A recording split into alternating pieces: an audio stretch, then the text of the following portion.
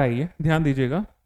A thin rod of mass m and length a is free to rotate about its horizontal plane about the fixed vertical axis passing through point O, ठीक है, ठीक है, ठीक है। ये एक rod है, दिख रही है, ये एक रॉड है, ये एक रॉड है, दिख रही है मेरे को, है ना। ये एक रॉड है जिसका लेंथ L है, सॉरी A है। इस एक्सिस के अबाउट ये रोटेट कर सकती है, ठीक है, ठीक है। आगे क्या बोल रहा है ये, a thin circular disc of mass है, अच्छा इसका मास भी है, रॉड का मास भी m है, ठीक है, of radius a/4 on this rod with its center distance a/4 from the free end so that it can rotate it free about its vertical axis, ठीक है। इस पे इन्होंने क्या किया हुआ है, इन्होंने यहां पर एक डिस्क चिपकाई हुई है, इन्होंने क्या किया हुआ है यहां पर, एक इस टाइप से एक डिस्क चिपकाई हुई है जिसका सेंटर यहां से a/4 पर है, यानी यहां से कितने पर होगा, 3a/4 पर, और ये भी सेम इस वाले एक्सिस के पैरेलल किसी एक्सिस के अबाउट ये फ्रीली रोटेट कर सकती है।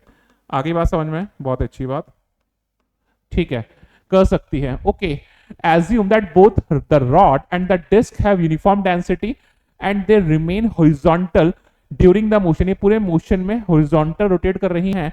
and outside stationary observer finds the rod rotating with an angular velocity omega बोल देता हूं मैं तो यार इसे, इसका रॉड का एंगुलर वेलोसिटी जो है वो ओमेगा है। Okay, and the disc rotating about its vertical axis with angular velocity 4 omega, और ये जो है सेम डायरेक्शन में एंगुलर वेलोसिटी इसका भी सेम है, 4 ओमेगा से घूम रही है, ठीक है, ठीक है। The total angular momentum of the system about the point O, यानी एक तरह से इस एक्सिस के अबाउट इसका नेट एंगुलर मोमेंटम मुझे फाइंड करना है, और उसका वैल्यू जो दिया हुआ है वो दिया हुआ है n times of angular momentum L, वो दिया हुआ है n times of ma² omega upon 48। तो भाई साहब आपको क्या फाइंड करना है, आपको n फाइंड करना है, क्या फाइंड करना है आपको, n फाइंड करना है। चलिए अच्छे से बना लेते हैं सवाल को एक बार, ठीक है। चलिए सिनेरियो कुछ ऐसा है, सिनेरियो कुछ ऐसा है, ये एक ऐसे हॉरिजॉन्टल प्लेन में रखा हुआ पूरा का पूरा सिस्टम है, ये एक एक्सिस है, ठीक है, इसके अबाउट ये एक एक्सिस है जो इस O पॉइंट से पास हो रहा है, ठीक है, इसके अबाउट रॉड भी ओमेगा से घूम रही है, और आगे जो डिस्क लगी हुई है जो यहां से 3a/4 पे उसका सेंटर है, इसका मास जो है, इसका मास भी m है और इसका मास भी m है, ठीक है, ऐसा कुछ है। और डिस्क अपने खुद के एक्सिस पे 4 ओमेगा से घूम रही है, ये वाला जो एक्सिस है जो इस वाले एक्सिस के पैरेलल है। आगे बात समझ में, तो O पॉइंट के अबाउट इस ओवरऑल सिस्टम का मुझे एंगुलर मोमेंटम फाइंड करना है। अरे वो मूवी नहीं देखी क्या तुमने, राठौड़, विक्रम राठौड़, उसमें नहीं था एक फाइट सीन, देखा होगा, उसमें भाई साहब गुंडा आते हैं बचाने के लिए, मारने के लिए आते हैं, तो वो बचाने के लिए किसी रॉड लेके आता है, रॉड के आगे एक डिस्क लगी होती है, सबको पिल देता है ऐसे कर करके, उसी टाइप का अरेंजमेंट है। यहाँ पे क्या कर रहा है, ये रॉड को भी घुमा रहा है, जो आगे पहिया लगा हुआ है ना वो भी घुमा रहा है। तो मुझे ऐसा लगता है कि काल्पनिक गाथाओं का किसी का अस्त्र वस्त्र है, ये नहीं देखते थे क्या, वैसे बाण चलाता था, अस्त्र चलाता था, तो किसी का अस्त्र वगैरह है, या हो सकता है मार्वल की मूवीज का अस्त्र हो, कुछ नहीं कह सकते भाई इसे, है ना। ठीक है, चलिए ध्यान से समझते हैं, ध्यान से समझते हैं, हाँ ध्यान से देखिए क्या बोल रहा है अभी, मेरे को क्या करना है, ओ पॉइंट के अबाउट एंगुलर मोमेंटम निकालना है, रॉड का निकाल लूं, है ना, डिस्क का निकाल लूं खुद के एक्सिस के अबाउट, है ना, और डिस्क को एक पॉइंट ऑब्जेक्ट मानूं, कहां पर, उसके सेंटर ऑफ मास पर, और इस पॉइंट के रेस्पेक्ट में उसको पॉइंट ऑब्जेक्ट निकाल मान के एमवीआर निकाल लूं। आई बात समझ में। तो यहां पे 3 एंगुलर मोमेंटम, तीनों का डायरेक्शन सेम होगा, वो निकालना है मेरे को। तो ध्यान दीजिए भाई, इस सवाल को सॉल्व कर देते हैं फटाफट। तो देखो इस सवाल को सॉल्व कर लेते हैं, देखिएगा, L about O is equal to L of rod about O plus L of disc about उसका खुद का centre of mass plus L of disc as point object about O। ठीक है, तीनों का डायरेक्शन सेम है। देखो रॉड का, देखें रॉड का एंगुलर मोमेंटम बाहर आ रहा है, ठीक है, डिस्क ऐसे घूम रही है तो डिस्क का एंगुलर मोमेंटम भी बाहर आएगा। और अगर मैं सारे के सारे डिस्क के मास को यहां पे सेंट्राइज मान लूं, तो उसका जो वेलोसिटी होगा वो होगा ऐसे, ये कितना होगा, v इज इक्वल टू होगा, इस रॉड का एंगुलर वेलोसिटी कितना है, ओमेगा, तो ये हो जाएगा 3a/4 इंटू ओमेगा। तो देखो इसका r वेक्टर ऐसे, v वेक्टर ऐसे, तो इसका एंगुलर मोमेंटम भी बाहर की तरफ आ गया। तो तीनों को मैं क्या करने वाला हूं, यहाँ पे तीनों के तीनों बाहर की तरफ आने वाले हैं, तो तीनों को ऐड कर दूंगा। आगे बात समझ में, ठीक है। तो देखिए समझते हैं, रॉड का इस पॉइंट के about angular momentum I omega कितना हो गया, I about O into omega, ठीक है। डिस्क का खुद के एक्सिस के about angular momentum I rod about उसके सेंटर ऑफ मास से पास होने वाले एक्सिस के अबाउट, तो I R into 4 omega plus M V C into 3a/4। सारा का सारा मास यहां पे सेंट्रलाइज मान लिया, तो mv का लाइन ऑफ एक्शन तो हो गया ये, एक्सिस ऑफ रोटेशन से परपेंडिकुलर डिस्टेंस हो गई 3/4, तो mv इंटू 3a/4, ठीक है साहब। अब देखिए यहां से रॉड का o के अबाउट मोमेंट ऑफ इनर्शिया कितना हो जाएगा, ma²/3, ml²/3 होता है इंटू ओमेगा, ठीक है। डिस्क का खुद के सेंटर ऑफ मास से पास होने वाले एक्सिस के अबाउट मोमेंट ऑफ इनर्शिया जो हो जाएगा वो हो जाएगा mr²/2, उसका रेडियस कितना दिया हुआ है, a/4, यानी r²/2 इंटू 4 ओमेगा, ठीक है साहब। ये हो जाएगा m vc का वैल्यू मैंने निकाल दिया 3a/4 into omega multiplied by 3a/4। तो यहां से ये एंगुलर मोमेंटम हो जाएगा ma² ओमेगा/3, ठीक है साहब। यहां पे हो जाएगा, नीचे होगा 16, है ना, 4/16, नीचे गया 4, हो गया 8, तो यानी हो जाएगा ma² omega upon 8, ma² omega upon 8 plus यहां पर हो जाएगा 3 3 9 ma² ओमेगा अपॉन 16, 4 16, ठीक है साहब। तो यहां से मैं ma² ओमेगा को बाहर ले लिया, ठीक है, 1/3 प्लस 1/8 प्लस 9/16।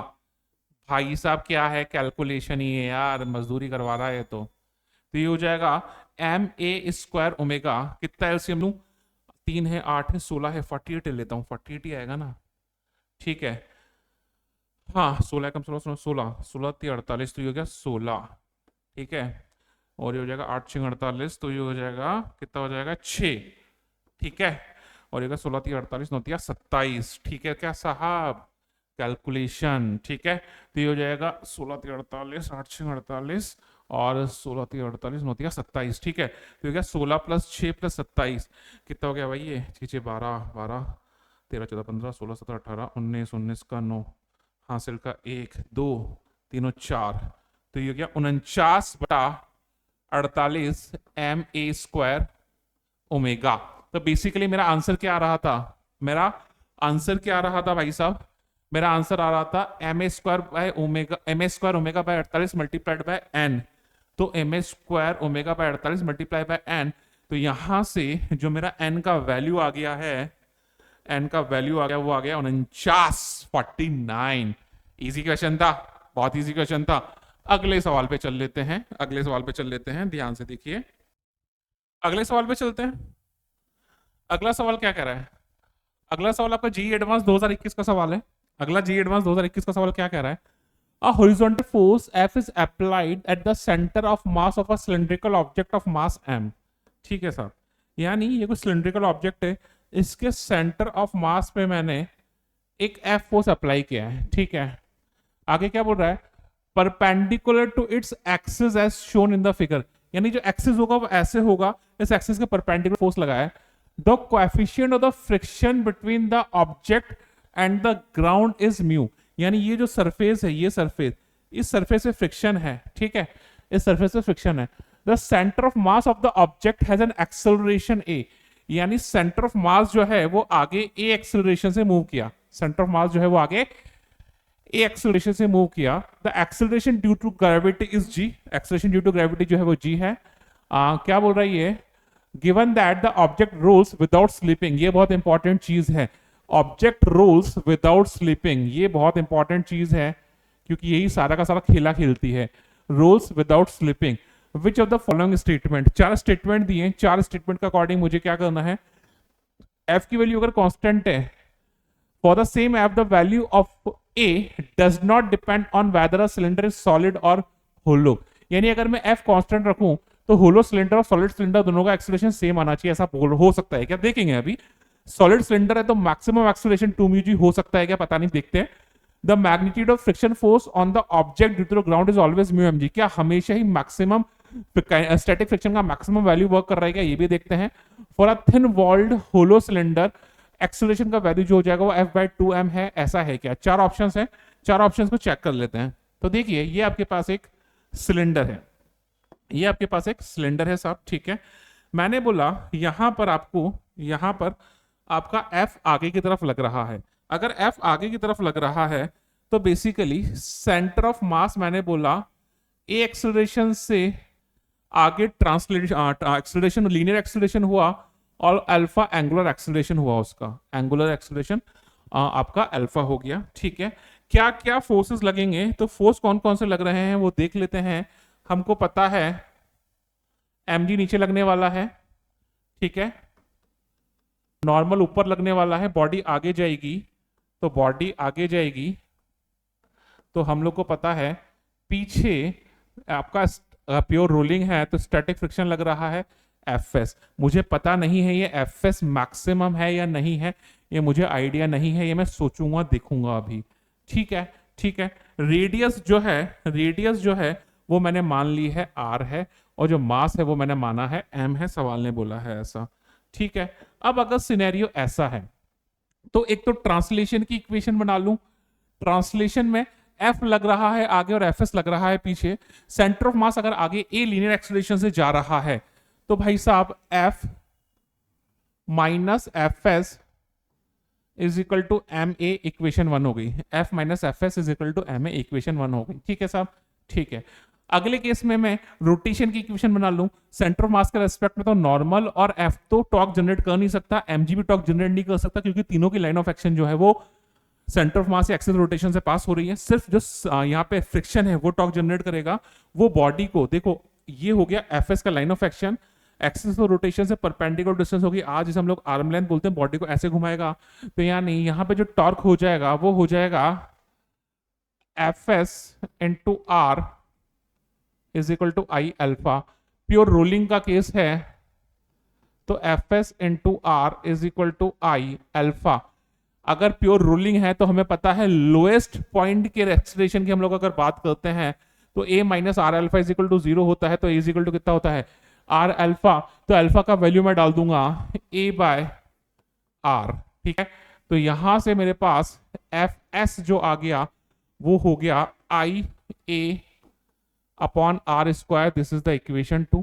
Fs का वैल्यू उठा के मैं यहां डाल दूं तो F is equal to Fs plus m a, तो यहां से जो F आ गया वो हो जाएगा I a upon r square plus m a, ठीक है। Fs का वैल्यू कितना हो जाएगा I a upon r square plus m a, तो यहां से मेरे पास जो एक्सेलरेशन आ गया है वो हो गया है भाई, एक मिनट, तो F upon I by R square plus M, ये हो गया मेरे पास एक्सेलरेशन, ये हो गया मेरे पास एक्सेलरेशन। दोनों के तीनों केसेस में देख लेते हैं, फटाफट समझ लेते हैं इस चीज को। अगर ये होलो सिलेंडर है, इफ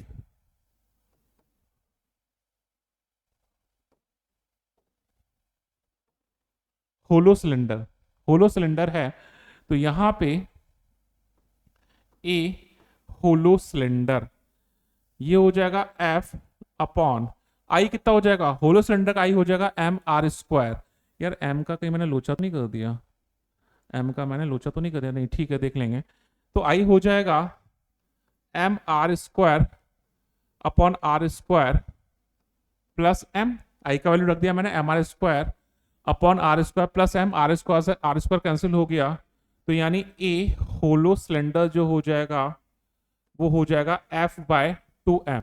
ए होलो सिलेंडर हो जाएगा एफ बाय 2m। ठीक है, आगे हम लोग एक चीज देख लेते हैं, आगे सॉलिड सिलेंडर के लिए निकाल लेते हैं। इफ सॉलिड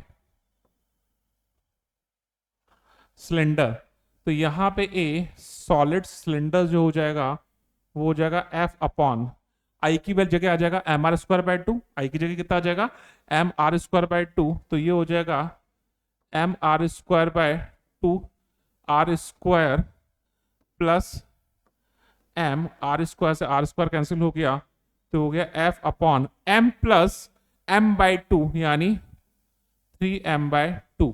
तो सॉलिड सिलेंडर के लिए आ गया 2f अपॉन 3m। तो क्या कह रहा है ये, ऑप्शन चेक कर लेते हैं क्या।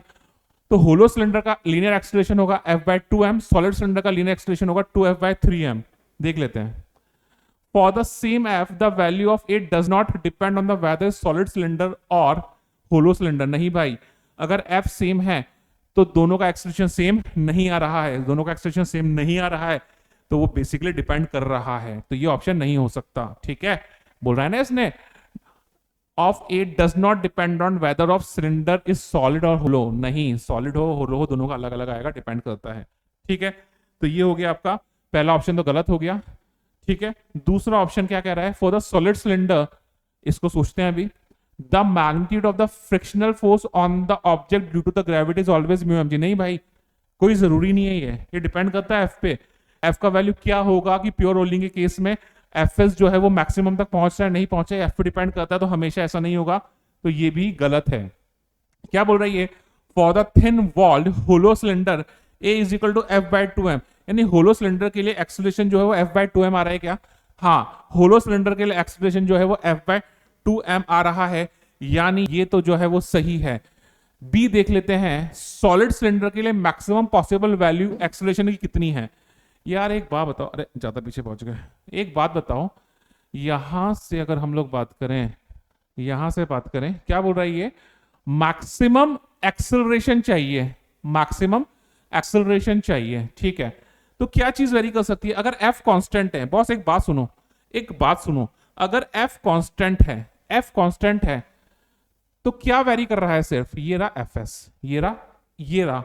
तो यहां से अगर मैं बात करूं तो F S is equal to I A by are square. तो इस वाली इक्वेशन में एफ अगर कांस्टेंट है, मास है कांस्टेंट है, तो एक्सेलरेशन मैक्सिमम कब हो सकता है वो एफएस पे डिपेंड करेगा। इस वाली इक्वेशन से देख लो एक्सेलरेशन मैक्सिमम कब होगा, वो एफएस पे डिपेंड कर रहा है। यानी ए कब मैक्सिमम होगा, जब एफएस जो है वो मैक्सिमम हो जाए, और उसका वैल्यू कितना होगा एफएस मैक्स का, अरे स्टैटिक फ्रिक्शन का मैक्सिमम वैल्यू यानी म्यू एम जी होना चाहिए, तो एफएस का वैल्यू मैंने यहां रख दिया म्यू एम जी, ये हो जाएगा एम आर स्क्वायर बाय 2, और ये हो जाएगा a by are square, solid cylinder बोला है भाई उसने, ये गया, ये गया, ये गया, ये गया, तो यहां से जो ए हो जाएगा वो हो जाएगा ए मैक्सिमम, यानी मैक्सिमम एक्सेलरेशन सॉलिड सिलेंडर का कितना हो जाएगा, कितना हो जाएगा भैया 2 म्यू जी। देख लो कैलकुलेशन देख लो, F s mu M g m are square by 2 a by are square, r square square cancel हो गया, तो mu g is equal to a by 2, तो ए इज इक्वल टू कितना हो जाएगा 2 म्यू जी। यानी मैक्सिमम एक्सेलरेशन कब हो, कितना होगा 2 म्यू जी सॉलिड सिलेंडर के केस में। तो क्या बोल रहा है, for the solid cylinder the maximum possible value of acceleration is 2 mu g, यानी बी इसका सही है, ए इसका गलत है, और सी इसका गलत है। इजी क्वेश्चन था। अगले सवाल पे चलते हैं फटाफट, ध्यान दीजिए। समझ में आ गया भैया अच्छे से। चलिए अगले सवाल पे चलते हैं। ओके, अगला सवाल हमारा जी एडवांस 2020 का सवाल है रोटेशन का। तो मजा आ रहा है ना भाई, रोटेशन के एडवांस के पीवाई क्यूज लगाने में जबरदस्त मजा आ रहा है। तो देखिए क्या बोल रहा है, अगला सवाल पढ़ते हैं। अगला सवाल बोल रहा है, a rod of mass m and length l pivoted at one of its end is hanging vertically, is hanging vertically। देखिए ये क्या कह रहा है भाई, ये कह रहा है कि ये एक रॉड है, दिख रही है ये रॉड, ये एक रॉड है, ठीक है, ये इस वाले पॉइंट से वर्टिकली हैंग हुई हुई है। ठीक है, आगे क्या बोल रहा है ये, A bullet of same mass moving at a speed v strikes the rod horizontally at a distance x from its pivoted end. ये एक बुलेट आ रही है जिसका मास m है और उसका वेलोसिटी दिया हुआ है क्या भाई, कुछ दिया हुआ है क्या? ठीक है, ये v वेलोसिटी से इसकी तरफ आ रही है, ठीक है। ये इससे टकराती है कितनी डिस्टेंस पर? पाइवोट से, पाइवोटेड एंड से x डिस्टेंस पर टकराती है और भाई साहब ये यहां पर स्टक हो जाती है, गेट एम्बेडेड इन इट, ठीक है। The combined system rotates with angular speed omega. ये जो कंबाइंड सिस्टम है ये ओमेगा एंगुलर वेलोसिटी से रोटेट कर रहा है। कंबाइंड सिस्टम जो है वो ओमेगा एंगुलर वेलोसिटी से रोटेट कर रहा है about the pivot. The maximum angular speed omega M is achieved for X is equal to X M. क्या बोला है इसने? For which X? क्या बोला है इसने? इसने बोला है इफ एक्स, अरे बाबा तुम भी ना लो, इफ एक्स का वैल्यू एक्स एम हो जाए तो ओमेगा का वैल्यू ओमेगा एम हो जाएगा। इसका मतलब मैक्सिमम एंगुलर वेलोसिटी, इसका मतलब मैक्सिमम एंगुलर वेलोसिटी। तो बेसिकली मुझे वो एक्स फाइंड करना है जिसके लिए एंगुलर वेलोसिटी मैक्सिमम हो, तो मुझे वो एक्स फाइंड करना है, वो मैक्सिमम एंगुलर वेलोसिटी फाइंड करनी है। ये दो चीजें फाइंड करनी है। ऑप्शंस है सामने रखे हैं, ऑप्शंस देख लेंगे, ठीक है। चलिए सवाल पे चलते हैं, ठीक है। ये रॉड है, ठीक है, रॉड का मास m है, रॉड का मास m है, बुलेट m मास की वेलोसिटी से आ रही है, टकराई, एम्बेडेड हो गई, रॉड पाइवोट के अबाउट ओमेगा से घूमी और ये बुलेट v डैश से आगे निकली। एंगुलर मोमेंटम कंजर्व कर सकता हूं किसके अबाउट? पाइवोट के अबाउट, क्योंकि पाइवोट के अबाउट एक्सटर्नल टॉर्क 0 है, पाइवोटेड एंड के अबाउट एक्सटर्नल टॉर्क जो है वो 0 है, इसलिए मैं एंगुलर मोमेंटम कंजर्व करूंगा पाइवोट के अबाउट। इसको मैं बोल देता हूं पॉइंट ओ, इसको मैं बोल देता हूं पॉइंट ओ, ठीक है। तो मैं क्या कर रहा हूं? मैं कर रहा हूं एंगुलर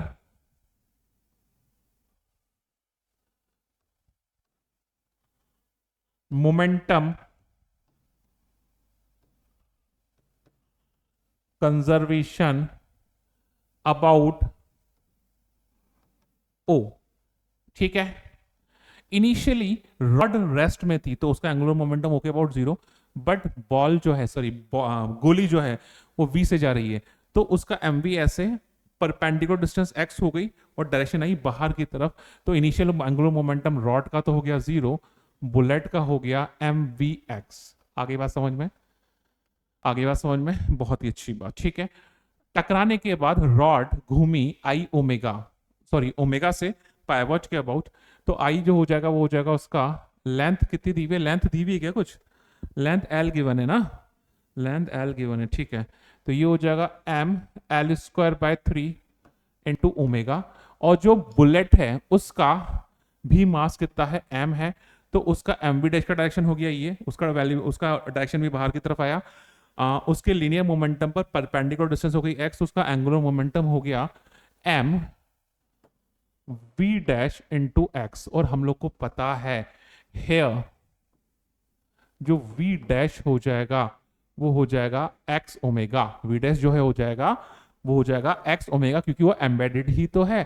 तो यहां से M V X is equal to M L square by 3 into omega plus M V dash हो जाएगा x ओमेगा, तो ये हो जाएगा x स्क्वायर इंटू ओमेगा, ठीक है। M M M cancel out हो गया, तो यहां से ध्यान दीजिए ओमेगा, मुझे क्या चाहिए? मुझे ओमेगा मैक्सिमम चाहिए। मुझे क्या चाहिए? ओमेगा मैक्सिमम चाहिए। तो ये वी एक्स हो जाएगा वो हो जाएगा ओमेगा, ये हो जाएगा L square by 3 plus x square, ठीक है। आगे बात समझ में? तो यहां से ओमेगा का जो वैल्यू हो जाएगा, ओमेगा का जो वैल्यू हो जाएगा वो हो जाएगा 3 एलसीएम ले लूं तो ये हो जाएगा 3 V X divided by L square plus 3x square, ये हो जाएगा 3vx upon L square plus 3x square, ऐसे कोई ऑप्शन था क्या? फर्स्ट ऑप्शन था ना, ठीक है। तो जो ओमेगा का वैल्यू जो हो गया वो कितना हो गया? 3vx upon L square plus 3x square. तो मेरा फर्स्ट ऑप्शन तो सही है, फर्स्ट ऑप्शन सही है, तो सेकंड ऑप्शन सही नहीं होगा।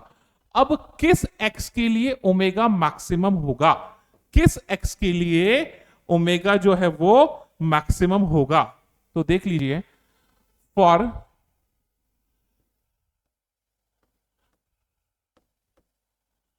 मैक्सिमम ओमेगा मैं क्या करूं?